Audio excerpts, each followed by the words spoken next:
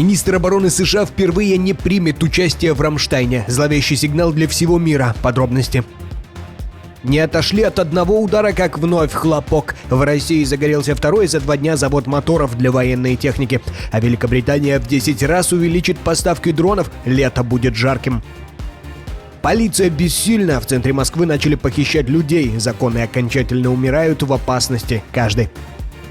Дмитрий Медведев работает на американцев. Странное высказывание замглавы Совбеза РФ, которые настораживают российские власти. Чем пахнет бункер? Свечи с запахом Путина появятся в России. Серьезно? И многое другое. Самые важные и срочные новости, эксклюзивные подробности. Вы смотрите информационный выпуск «Нехта». Оперативно о событиях в России, Украине и мире. Раньше и понятнее других. Все, что нужно знать сегодня. Пентагон сливает Украину? То, чего боялись, началось впервые за 3 года. Глава Минобороны США не прилетит на встречу по военной помощи Украине в Брюсселе. Раньше на этих встречах, их называют Рамштайн, решалось, какое оружие и в каких объемах пойдет на фронт. Там собираются представители 50 стран, а США главный спонсор, дали уже 66 миллиардов. График поездок госсекретаря Хексета исключает возможность участия в завтрашнем заседании контактной группы по обороне Украины «Рамштайн». Соединенные Штаты нацелены на скорейшее прекращение войны в Украине на условиях, которые установят прочный мир. Но теперь тишина. Министр обороны Пит Хексет не выйдет даже по видеосвязи. Вместо него просто посол. И это при том, что сам Хексет открыто заявил, что Украина должна забыть про НАТО и Крым, а платить за войну должна не Америка, а Европа. Это не просто пропуск, это разворот на 180 градусов. И это может быть началом конца западной поддержки. В 10 раз больше дронов. Великобритания тем временем резко наращивает ставки. 100 тысяч беспилотников для Украины. Это в 10 раз больше, чем раньше. И это почти $500 миллиарда помощи до апреля 2026. Об этом заявил Лондон, а официальное объявление ждут прямо на встрече Рамштайн в Брюсселе. Великобритания усиливает свою поддержку Украины, поставив в этом году еще сотни тысяч беспилотников и завершив важный этап доставки критически важных артиллерийских боеприпасов. Для сравнения, сама Украина в прошлом году выпустила 1 миллион дронов, а в этом собирается увеличить число в 2,5 раза. Если эти планы сбудутся, российская армия может просто не успевать сбивать столько беспилотников, сколько будет прилетать. Хлопковый сезон и без того в разгаре. Заводы один за другим вспыхивают по всей России, и это уже не выглядит как случайность. Ночью в Ярославле загорелся завод «Автодизель», где делают моторы для военной техники. Это уже второй пожар за 2 суток. Днем ранее в Нижегородской области взорвался Заволжский моторный. Оба завода в санкционном списке США как производители двигателей для армии. Совпадение? Не думаем. Тем временем в Коломне, где делают ракеты «Искандер» и «Кинжал», гремят взрывы. В Санкт-Петербурге 6 часов тушили крупнейший завод электроники «Авангард». А в оккупированной части Запорожья второй день подряд блэкаут. Отключение на фоне ударов украинских дронов, по словам самого губернатора Балицкого. Тысячи людей без света, хаос и тьма. Похоже, русский мир — это полный мрак.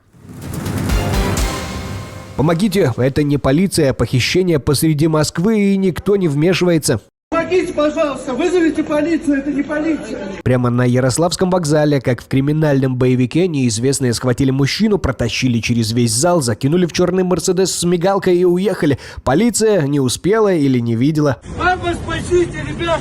Это не полиция! Похищенный Арек Щепихин, бывший Оганесян, бизнесмен и основатель партии «Новый русский мир». Незадолго до исчезновения он записал серию резких заявлений в соцсетях, которые прокадыровские блогеры посчитали оскорбительными. Машина, в которую его затолкали, с номерами чеченского правительства. И это уже не сцена из 90-х, а Москва в 2025-м. Так какие возможности дает Россия своим гражданам? Похоже, только одну – исчезнуть без следа. До 9 вечера меня с Ярославского вокзала похитили чеченцы. Они не имеют права на территории Москвы и области производить такие действия, даже если это чеченское ФСБ. На левых номерах, на левых мигалках, наглую. Я до этого успел. То есть некий конфликт начинался.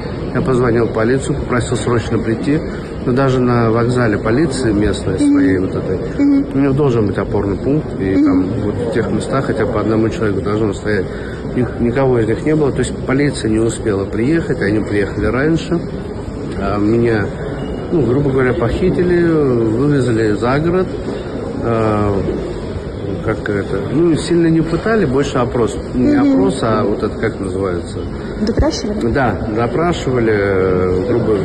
Мне не нравилось то, что хотели узнать адреса жены, родителей. Кроме того, похитители пытались выяснить, не связан ли предприниматель с российской оппозицией или с Украиной. Но разве сам гражданин России без подсказки извне может не любить режим Кадырова? Уважаемые подписчики, обращение к вам, ведь это именно вы решаете, узнает ли все эти новости еще больше людей. Каждая ваша подписка, каждый лайк, каждый репост, каждый комментарий длиннее 6 слов и каждый досмотр видео до конца помогают продвигать наши ролики среди сотен тысяч новых пользователей. Так еще больше людей узнают правду именно благодаря вам. Спасибо за то, что остаетесь с Нехта, и продолжаем. Белорусские воры штурмуют Варшаву, и это не фигура речи, а жесткая правда. Бывший подполковник ГУБОП Александр Азаров заявил, десятки боевиков из банды вора в законе Дмитрия Галея за последние месяцы перебрались в Польшу. По данным Байпола, в Варшаву уже въехало от 40 до 100 человек на элитных машинах с деньгами, с амбициями. Галей, коронованный еще в 90-х, получил финансирование на захват криминального мира Варшавы по договоренности с грузинскими авторитетами. Цель – дискредитировать белорусов, спровоцировать выдворение и отказ в легализации. Следом Прага и Берлин. Украинским ОПГ, по словам Азарова, обещан жесткий выжим. Тема Мити Галея – отмывание средств, полученных преступным путем, мошенничество, грабежи ювелирных магазинов, обменных пунктов валюты, вымогательство, кражи из музеев и личных коллекций, кражи дорогих автомобилей. Такое же направление в работе поддерживают и грузинские преступные группировки в Польше. Азаров не исключает, что это новая фаза гибридной войны, спланированная спецслужбами Беларуси и России. Варшава – первая цель. Трамп взрывает рынок стали. Очередной удар по союзникам и удар в лоб по Китаю. Дональд Трамп вдвое повышает пошлины на сталь и алюминий с 25% до 50%. Под предлогом защиты нацбезопасности и борьбы с демпингом президент США разворачивает новую фазу торговой войны, не щадя даже ближайших партнеров. Больше всего пострадают Канада и Мексика, крупнейшие поставщики металлов в США. Мы не можем продолжать производство, если один из наших основных рынков закрыт. Поэтому я ожидаю резкого ускорения падения уровня производства и сокращения рабочих мест. Исключение сделано только для Великобритании, где пошлины временно оставят на прежнем уровне, но лишь до 9 июля. А дальше либо новые условия, либо новый удар. Трамп требует: представьте лучшее торговое предложение до 8 июля или готовьтесь платить. Экономисты уже бьют тревогу, взлетят цены на все, от автомобилей до хлеба.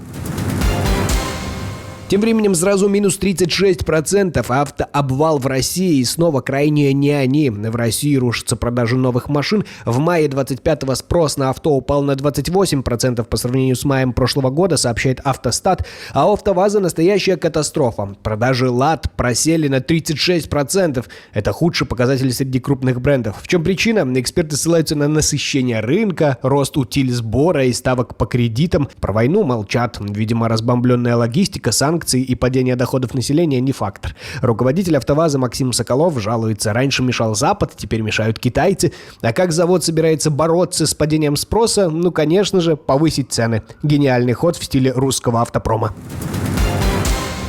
Свеча с запахом Путина. Россия снова жжет в прямом смысле. На Wildberries теперь можно купить ароматическую свечу Putin Black Vanilla. Да, это не шутка. В описании обещают, что уже через 30 минут помещение наполнится романтической атмосферой. Цена не бесценна, всего лишь чуть больше 500 рублей. Производство ручное, горит около 25 минут, не 25 лет. Название другого варианта Putin Dark Amber. Культ личности выходит на новый уровень ванили и амбры. Но вряд ли этот аромат вызовет умиротворение украинцев. Запах Путина у них ассоциируется с гарью от ракетных ударов, разрушенных домов и смертей.